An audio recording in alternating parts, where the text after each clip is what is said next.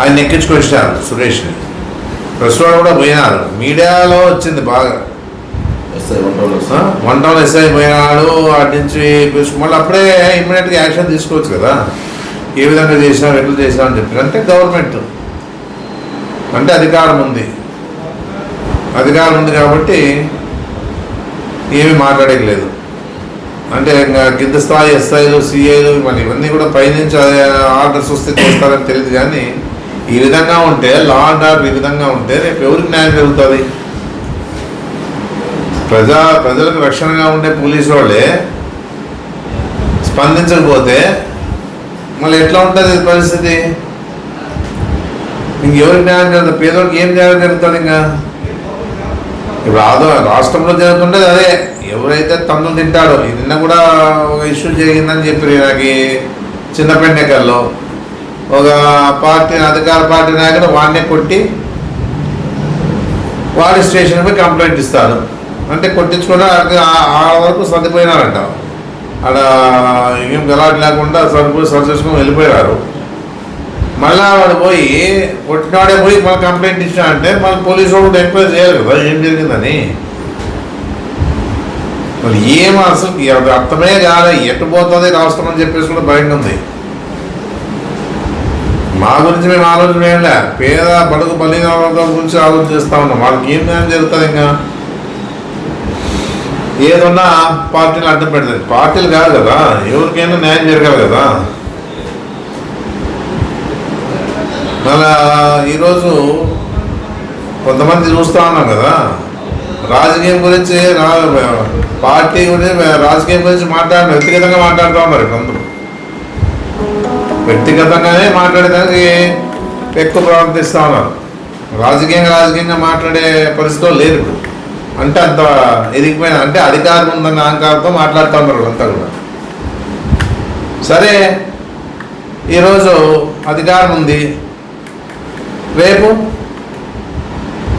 ఇవన్నీ పెంచి పోషించుకోరాదు ఎవరు కూడా. ఏదన్నా రాజకీయంగా మాట్లాడాల్సింది తప్పలే, ఏ పార్టీ తప్పు చేసినా మాట్లాడచ్చు, అంతవరకే ఉండాలి. కానీ ఆ రాజకీయాన్ని వదిలేసి వ్యక్తిగతంగా మాట్లాడేవాళ్ళు చాలామంది అయినారు. ఆదంలో చూస్తూ ఉన్నాం. సరే, మా ఓపిక పడతాం, తప్పదు. అది ఏదున్నా కూడా ఇప్పటికీ చెప్తాను, ఆ విధంగా కాకుండా సర్దుకుపోతేనే ఏదన్నా ముందు భవిష్యత్తు బాగుంటుంది. ఈరోజు ఉందిలే అధికారంలో అని చెప్పేసి ఇష్టానుసారం మాట్లాడితేనే ఎప్పుడు ఓపిక పడతారు. ఇది ఆలోచన చేసుకోవాలని చెప్పేసి ఇంకొక చెప్పడం జరుగుతూ ఉంది. ఎందుకంటే మేము వింటా ఉన్నాం కాబట్టి, మేము చూస్తూ ఉన్నాం కాబట్టి తెలుస్తూ ఉంది. ఇది ఎవరికి కూడా పద్ధతి మంచిది కాదు. ఇది ఏదైనా ఉన్నా కూడా ఒక పద్ధతితో పోతే మంచిదని చెప్పేసి నేను తెలియజేస్తాను. నమస్కారం. నేను ఆ వీడియోలో కూడా చూశాను, సురేష్ అంతా మాట్లాడడం జరిగింది. సార్, ఈ విధంగా నాకు అన్యాయం జరిగింది, మీరు కూడా స్పందించాలని చెప్పేసి చెప్పడం జరిగిన పరిస్థితి ఉంది. ఏదున్నా ఇది ఈ విధంగా జరగడం చాలా బాధాకరమైన విషయం అని చెప్పేసి నేను చెప్పడం జరుగుతూ ఉంది. ఏదన్నా ఉన్నా కూడా ప్రభుత్వ ఉద్యోగి, మీడియా ఉంది, అపోజిషన్ వాళ్ళు ఉంటారు, పత్రికలు ఉంటాయి, అన్ని కులాలు ఉంటాయి. మరి ఈ విధంగా ఇంత ఉన్నా కూడా ఈరోజు కూటమికి సంబంధించిన నాయకులు ఒక విఆర్ఓని కిడ్నాప్ చేసి నిర్బంధించి చెప్పుతో కొట్టి పొడిసేపోయి ఇవన్నీ చేయడం తప్పు కదా. నీకు ఏదన్నా ఉన్నా వాళ్ళు ఏం చెప్తా ఉన్నాడా సురేష్ అంటే, నా ద్వారా ఆయన వేరే విధంగా మండిగిరిలోన పంచాయతీలో ఏదో చేయమని చెప్పేసి చెప్పడం జరిగిందని చెప్పేసి ఆయన వాయిస్. మనం ఆ విధంగా చేయలేని దానికే ఈరోజు ఈ విధంగా చేశాడు అనేది కూడా మనకు తెలియదు. ఏదన్నా 5 లక్షల రూపాయలు అప్పిస్తున్నాడు. మనం ఎందుకు అప్పిస్తున్నాడు అంటే, ఆయన విఆర్ఓ కాబట్టి, మండిగిరి విఆర్ఓ కాబట్టి ఆయన స్వార్థానికి ఏదైనా వాడుకోవచ్చు అని చెప్పేసి ఇట్టించచ్చు. కావాలి ఇవన్నీ చేసేది ఏదైనా ఉంటే చేయగలుగుతారేమో, కానీ చేయలేని పని చేసి ఉద్యోగాలు పోగొట్టుకోలేరు కదా వాళ్ళు. ఎందుకంటే ఇప్పుడంతా కూడా వ్యవస్థ ఒక పకడ్బందీగా జరిగిపోతూ ఉంది. ఈ పరిస్థితుల్లో వాళ్ళని అడ్డం పెట్టుకొని ఏదో రకంగా అంటే ఇంకోరికి అన్యాయం చేసే పరిస్థితి ఉన్నప్పుడు చేయమని చెప్తే ఎట్లా జరుగుతుందని చెప్పేసి కూడా ఆలోచన ఉంటుంది కదా అందరికీ. ఆ విఆర్ఓ కూడా ఉంటారు కదా, నేను ఏ పని చేసినా అంటే రేపు ఇరుక్కుంటే నాకు పరిస్థితి ఏమని చెప్పేసి కూడా వాళ్ళు కూడా ఆలోచన ఉండొచ్చు కదా. ఆ విఆర్ఓకి 5 లక్షలు ఇచ్చే పని ఏముంది? ఇచ్చిన తర్వాత చట్టపరంగా చర్య తీసుకోవాలి. ఏదన్నా ఉన్నా నేను ప్రభుత్వ ఉద్యోగిగానే నేను మాట్లాడుతూ ఉన్నాను. వర్గానికి అంటే వాళ్ళ గురించి నేను చెప్పడంలే. ఎంత అరాచగా జరుగుతామనంటే రాష్ట్రంలోన మమ్మల్ని ఎవరేం చేసుకోలేదు, ఎవరు పీక్కోలేదు అనే పరిస్థితిలో ఉన్నారని కనిపిస్తూ ఉంది. నీ ఏదైనా ఉన్నా ఉద్యోగస్తులు నువ్వు కోర్టు పోయినా కూడా జీతంలో కట్ అవుతుంది, నువ్వు తీసుకోవచ్చు ఏదైనా కానీ. ఆ విధంగా ఉండి రేపు ఏమైనా జరగరాని జరిగింటే రేపు భవిష్యత్తు ఏముంది, పిల్లల భవిష్యత్తు ఏమో, ఫ్యామిలీ పరిస్థితి ఏమి, అది కూడా ఆలోచన చేసుకోవాలి కదా. అంత ఓపెన్గా బాధపడతా ఉన్నా అంటే అందరూ కూడా ఆలోచన చేయలేదు. ఎవరికి ఇలాంటి పరిస్థితి రారాదు. ఏదున్నా చట్టం ఉంది, చట్టం తన పని చేసుకొని పోతుంది. నీది ఏదన్నా కంప్లైంట్ ఇచ్చుకో, డిపార్ట్మెంట్ ఉంది. ఇంకో బాధకరమైన విషయం ఏమంటే వాల్మీకిలే పిలిచిపోయి వాల్మీకిలనే నిర్బంధించి పొద్దున 8 గంటలకు పోతే సాయంత్రం ఈవినింగ్ వరకు కూడా అక్కడ నిర్బంధించడం చాలా బాధాకరమైన విషయం. ఎందుకంటే వాళ్ళు కూడా ఎవరైతే పిలిచిపోయినారో వాళ్ళ ద్వారానే ఏదైనా డబ్బు ఇవ్వాల్సి ఉంటే ఇప్పించచ్చు, లేకపోతే వేరే విధంగా చర్య తీసుకోవచ్చు. అంతేగాని నిర్బంధించి ఇప్పుడు రేపు 5 లక్షలు ఆయన పడతాడు, రేపు అనుకుందాంలే అదే సురేష్ 5 లక్షలు కడతాడు అంటే ఈ దెబ్బలు ఎట్లా మళ్ళీ ఈ దెబ్బలు చెప్పు దెబ్బలు తినిండేవి, పొడిసేపు పోయిండేవి, ఇవన్నీ ఎట్లా మళ్ళది అంటే కొట్టించుకొని 5 లక్షలు కట్టాలనే, లేకపోతే 5 లక్షలు ఇస్తే మళ్ళీ వాపస్ ఇచ్చినప్పుడు మళ్ళీ అవన్నీ ఎట్లా చేయాలి? అప్పుడు అవన్నీ కూడా ఆలోచన చేసుకోవాలా. ఏదన్నా కూడా ఒక పద్ధతితో పోయేది నేర్చుకోవాలి ఎవరైనా కానీ. ఎవరు తప్పు చేసినా తప్పేది. ఇప్పుడు అరాచకాలు రాష్ట్రంలో చూస్తూ ఉన్నాము, మళ్ళీ ఏ విధంగా జరుగుతూ ఉన్నా చూస్తూ ఉన్నాము. అందులో భాగంగానే ఆయన కూడా ఆ పరిస్థితి వచ్చింది. ఒక వ్యాపారవేత్తగా ఆయన కూడా ఆయనకేం లెక్కలే, 5 లక్షలు అంటే లెక్కలే. ఆ విషయాన్ని ఇంత సీరియస్గా తీసుకునే పని కూడా లే. ఆయన ఎన్నో ఉద్యోగస్తులు కాబట్టి కోర్టు కేసినా కూడా దాని విషయము వాళ్ళు కోర్టు వాళ్ళు తెలుస్తారు. లేకపోతే నీ అనుచరులు ఉన్నారు కదా, ఇప్పుడు ఎవరెవరైతే పిలుచుకొచ్చినారో ఎవరెవరైతే పిలుచుకొచ్చిన తర్వాత మీరు నిర్బంధించినారో వాళ్ళంతా వాళ్ళ ద్వారానే చేసుకోవచ్చు. మళ్ళీ ఇది ఎంతవరకు దారి తీస్తారో తెలీదు, ఎవరు స్పందిస్తారో తెలీదు. ఇంకా పార్టీగా మేము స్పందిస్తూ ఉన్నాం అంతే. ఇంకా ఆయన వాల్మీకిగా స్పందించాడు, హోదాలో ఉన్నాడు కాబట్టి ఆయన స్పందించాడు. మేము కూడా పార్టీగా స్పందిస్తూ ఉన్నాము. ఎవరికి ఇలాంటి సమస్య రారా అని చెప్పేసి మేము ఎప్పుడు కూడా కోరుకుంటాం. కానీ మరి ఈ విధంగా చేసిన తర్వాత ఇప్పుడు ఎన్నో రకాలుగా వాళ్ళకి అవసరాలకు వచ్చినప్పుడు ఎంతోమంది ఏదో మాట్లాడుతున్నారు, మా వాల్మీకులు మాట్లాడుతూ ఉంటారు. మళ్ళీ ఈరోజు వాల్మీకుల గురించి ఈ విధంగా జరిగినప్పుడు వాళ్ళు వాల్మీకులు అది వాళ్ళ ఇష్టం, మాకు సంబంధించిన విషయం కాదు. అది ఏదున్నా ఇలాంటి సమస్య ఎవరికి జరగరాదు. ఏదున్నా కూడా ప్రభుత్వ ఉద్యోగుల్ని ఇచ్చే గౌరవం ఇవ్వాలా. మరి ఏదున్నా కూడా నేనైనా ఇంకో అయినా స్వార్థ రాజకీయాలు చేసేకి పోయినప్పుడు ఈ విధంగా కానప్పుడు, ఆ పనులు కానప్పుడు ఫ్రస్ట్రేషన్లో ఏదో చేయగలిగినారేమో. ఎందుకంటే మరి మా చెప్పి డబ్బులు ఇచ్చాను, నా పని జరగలేదే అనే ఆలోచన ఉండొచ్చు. అందుకే ఏదున్నా కూడా ఒకటి న్యాయపరంగా ఇప్పుడు ఎమ్మెల్యే ఎన్నో చెప్తా ఉంటాడు, మనం కూడా చూస్తాము. మళ్ళీ ఎమ్మెల్యే గారు ఉన్నారో తెలియదు, మళ్ళీ ఎమ్మెల్యే గారు దీని మీద ఏం స్పందిస్తాడో తెలీదు.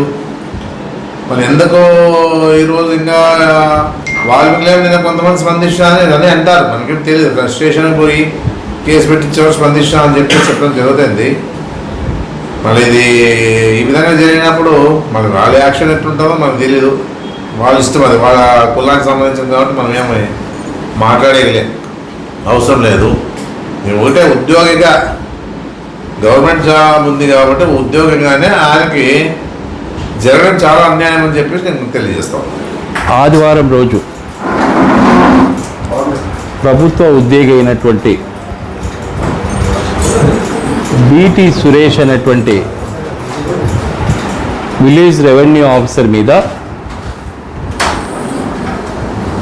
వారిని కిడ్నాప్ చేసి, ఆ కిడ్నాప్ చేయడమే కాకుండా చట్టాన్ని తన చేతిలోకి తీసుకొని మానసికంగా శారీరకంగా వేధించారనేటువంటిది సోషల్ మీడియా మాధ్యమంలో మీరందరూ చూసి ఉంటారు. ఈ రోజున కూటమి ప్రభుత్వంలో భాగ్యస్వామ్యమైనటువంటి తెలుగుదేశం పార్టీకి సంబంధించినటువంటి నాయకుడు కుబేర్నాథ్ వారు జాతీయ బీసీ సంక్షేమ సంఘం సెక్రటరీ గారి కూడా మరి ఆ స్థాయిలో ఉన్నటువంటి పెద్ద మనిషి, ఆర్థికంగా సామాజికంగా రాజకీయంగా బలమైనటువంటి నాయకుడు, వారు వాల్మీకి కులానికి సంబంధించినటువంటి బీటీ సురేష్ మీద దాడి చేయడాన్ని వైఎస్ఆర్ కాంగ్రెస్ పార్టీ తరఫున, అలాగే నేను గతంలో మాజీ వాల్మీకి కార్పొరేషన్ చైర్మన్గా ఉన్నాను, అందులో భాగంగా ఈరోజు ఖండిస్తూ ఉన్నాను తీవ్రంగా. అంటే ఈ రోజున అతనికి ఏదైనా డబ్బులు 5 లక్షలు తీసుకున్నారు అనేటువంటిది సోషల్ మీడియాలో మనం చూసాం. వారి 5 లక్షలు ఇప్పించుకోవడానికి మార్గాలు, చట్టం అనేటువంటిది ఒకటి ఉంది.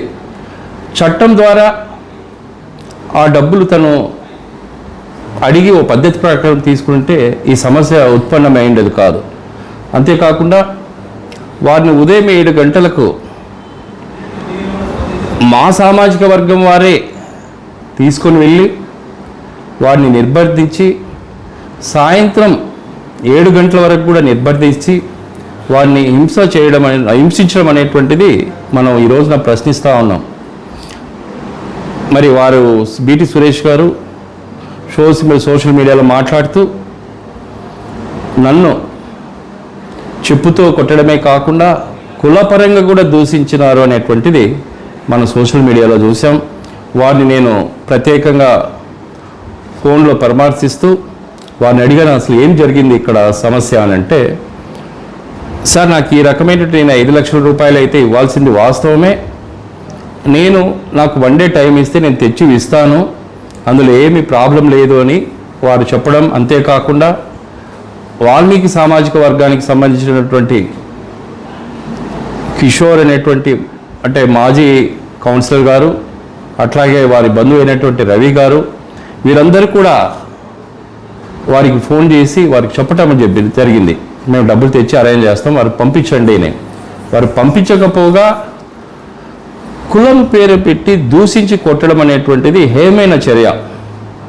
అంటే ఈరోజు వాల్మీకి కులస్తులు అనేటువంటిది పక్కన పెడితే బడుగు బలహీన వర్గాల వారినే ఒకరిని ఒకరు దూషించుకొని కొట్టుకునేటువంటి పరిస్థితి ఈరోజు మనం చూస్తూ ఉన్నాం. ఈరోజు వారు జాతీయ బీసీ సంక్షేమ సంఘం భారతదేశానికే కార్యదర్శి అనేటువంటిది మనం గత 2-3 నెలల్లో వారికి పదవి వచ్చింది, ఆర్ కృష్ణ గారు ఇవ్వటం జరిగింది. మరి అటువంటి స్థాయిలో ఉండి బడుగు బలహీన వర్గాలని ఒకే తాటిపై తీసుకొచ్చి బలోపేతం చేయాల్సినటువంటి వ్యక్తి ఈ రోజున ఒక సామాజిక వర్గం చిన్న కులమైనటువంటి వీరి మీద దాడి చేయడం అంటే, వీరు ఆర్థికంగా సామాజికంగా రాజకీయంగా బలంగా ఉన్నారనే ఉద్దేశమా, లేక వాల్మీకుల మనోభావాలు దెబ్బతీయాలనేటువంటి ఉద్దేశంతోనా ఇది అనేటువంటిది మేము ప్రశ్నిస్తూ ఉన్నాం. అప్పటికి బీటీ సురేష్ గారు వారు అనడం, మీకు మీ సామాజిక వర్గం వాళ్ళు ఏ స్థాయిలో ఉన్నా కూడా మమ్మల్ని ప్రశ్నించే స్థాయిలో లేరని చెప్పడం కూడా వారితో ఫోన్ ద్వారా నేను కొన్ని పేర్లు చెప్పారు. ఆ పేర్లు ప్రస్తావించడం కరెక్ట్ కాదు. సో ఏ రకంగా చూసినా కూడా అంటే వాల్మీకి కమ్యూనిటీ లీడర్స్ని తన వెంట తీసుకొని వెళ్ళి మన వాళ్ళ ద్వారానే హింసించడం అనేటువంటిది ఇది ఎంతవరకు సమంజసమని ఈరోజు కుబేర్నాథ్ గారిని నేను ప్రశ్నిస్తూ ఉన్నా. ఈరోజు చట్టపరంగా ఏదైతే యాక్షన్ తీసుకోవాలనో, ముఖ్యంగా ఈరోజు కర్నూలు జిల్లా ఎస్పీ గారికి కూడా ఒక రిప్రజెంటేషన్ ఇవ్వడం జరుగుతూ ఉంది. ఇక్కడ ఉన్నటువంటి స్థానిక 1 పోలీస్ స్టేషన్ వారికి కూడా అడగటం జరుగుతూ ఉంది. మీరు ఈ రోజు వరకు కూడా 48 అవర్స్ దాటిపోయినా కూడా వీరి మీద ఎందుకు ఇప్పటి వరకు మీరు యాక్షన్ తీసుకోలేదు అనేటువంటి ఇప్పుడు ఆ కిడ్నాప్ చేసినటువంటి వ్యక్తులను ఆ వ్యక్తిని తీసుకొని వచ్చింది కూడా పోలీస్ డిపార్ట్మెంట్ వారే. మరి 48 అవర్స్ అయినా కూడా ఇప్పటికి కూడా వారి మీద ఏ విధమైనటువంటి యాక్షన్ తీసుకోలేదు. కాబట్టి ఖచ్చితంగా బీటీ సురేష్ అనేటువంటి విఆర్ఓ గారికి న్యాయం చేయాలని పోలీస్ వారికి విజ్ఞప్తి చేస్తూ, అలాగే వాల్మీకి సంఘాలు కూడా అన్ని ఏకీకృతమై బీటీ సురేష్ గారికి జరిగేటువంటి అన్యాయాన్ని మేము ప్రశ్నిస్తామని ఈ సందర్భంగా మీకు తెలియజేస్తా ఉన్నాను.